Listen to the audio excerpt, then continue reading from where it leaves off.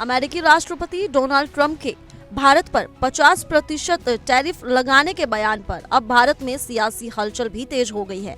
विपक्ष के कई नेताओं ने इस मुद्दे पर मोदी सरकार को घेरा है।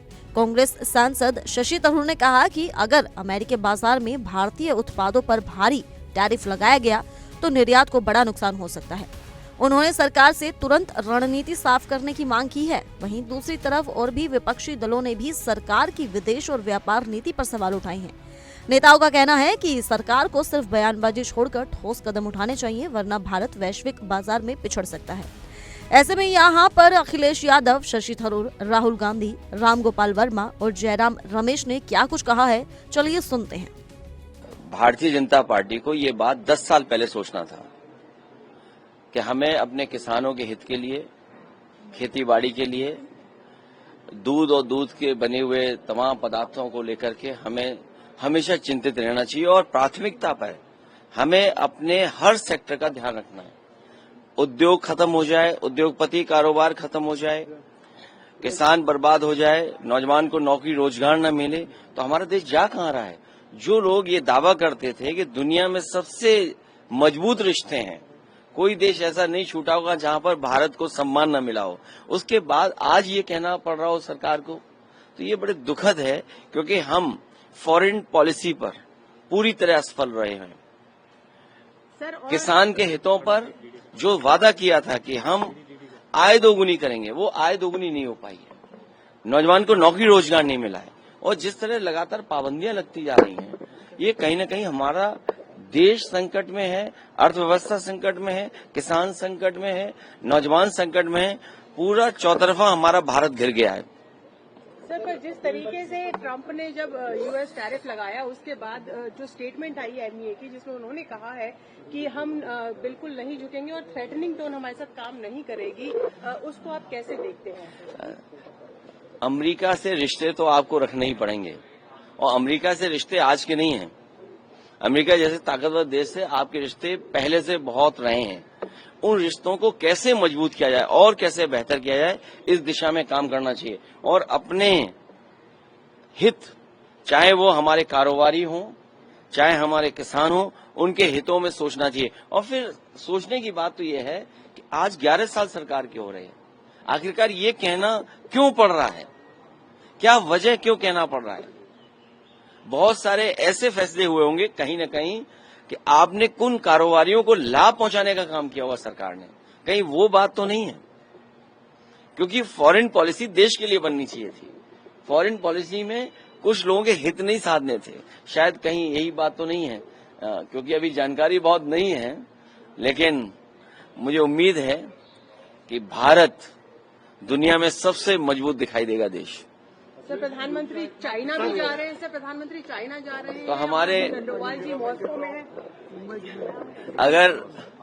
अगर वो चीन जा रहे हैं तो हमारे मुख्यमंत्री जी को भी जरूर लेते जाएं, क्योंकि वो नाम बदलने में आसान है, वो नाम चीन का भी हो सकता है बदल दें।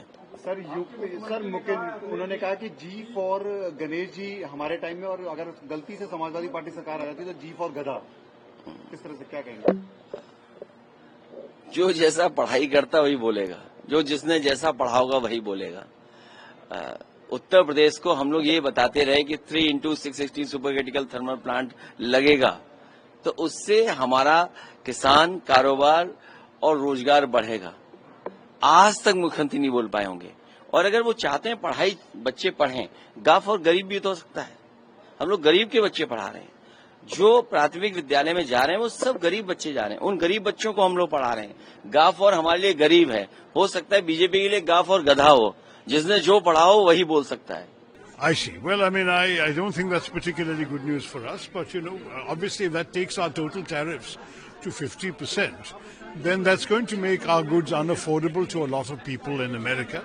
And in particularly when you're looking at these percentages, you have to compare them with the tariffs being levied on some of our competitors. And I'm afraid if you look at people like Vietnam, Indonesia, Philippines, even Bangladesh and Pakistan have lower tariffs than us, then ultimately people will not be buying goods from us in America if they can buy them cheaper elsewhere. So that's not very good for our exports to America. This means we need to very seriously diversify to other countries and other markets which may be interested in what we have to offer.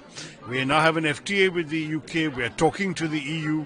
There are many countries in which hopefully we would be able to, but in the short term it is definitely a blow. I don't think we can sugarcoat it.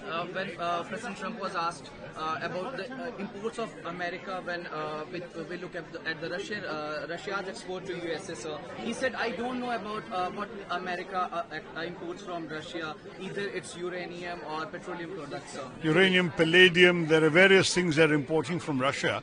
But, there is unfortunately a certain double standard involved. They have given the Chinese a 90-day break, but the Chinese are importing far more Russian oil than we are.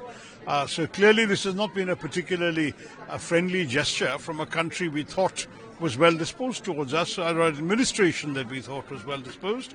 Very clearly we have to act accordingly, and we will have to learn our lessons from this experience. I think there is certainly a likelihood there will be some pressure within India now to impose comparable reciprocal tariffs on American exports to India.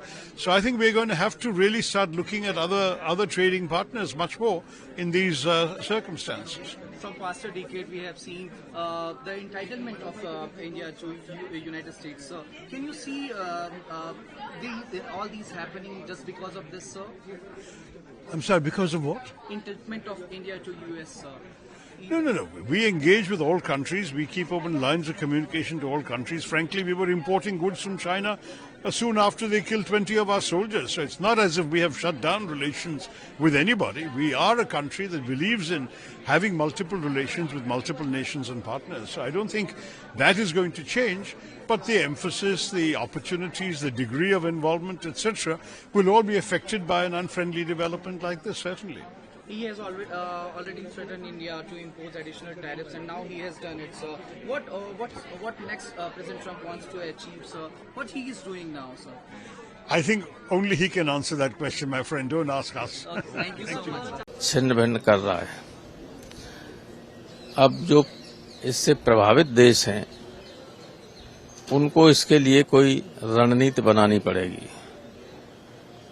हालांकि America से जो हमारे यहाँ import होता है वो ज़्यादा है, हमारा एक्सपोर्ट उसकी तुलना में कम है, लेकिन फिर भी कई ऐसी चीज़ें हैं, टेक्सटाइल है, ज्वेलरी है, सब है, इसमें हमें दूसरे बाजारों की तलाश करनी पड़ेगी। क्योंकि एक वक्त ऐसा था जब टेक्सटाइल में हिंदुस्तान का सारी दुनिया में एक छत्र राज्य था, लेकिन क्वालिटी का कारण बना क्या बना, जिसकी वजह से बांग्लादेश, लंका और वियतनाम एक्सपोर्ट में, टेक्सटाइल के एक्सपोर्ट में हमसे आगे हो गए।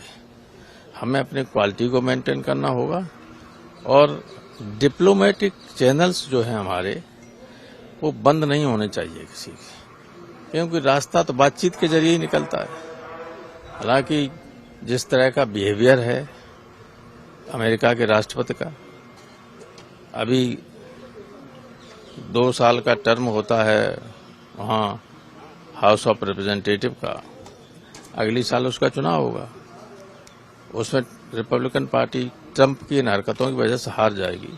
फिर ये मनमानी नहीं कर सकता, लेकिन हमें कुछ इंतजाम तो करना ही पड़ेगा।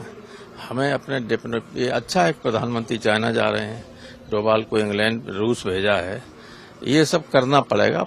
सारी 3 तिकड़ हमें भी करनी पड़ेगी अपनी इकोनॉमी को बचाने के लिए। अभी के लिए इस रिपोर्ट में सिर्फ इतना ही। ज्यादा जानने के लिए जुड़े रहिए इंडिया डेली के डिजिटल प्लेटफॉर्म के साथ।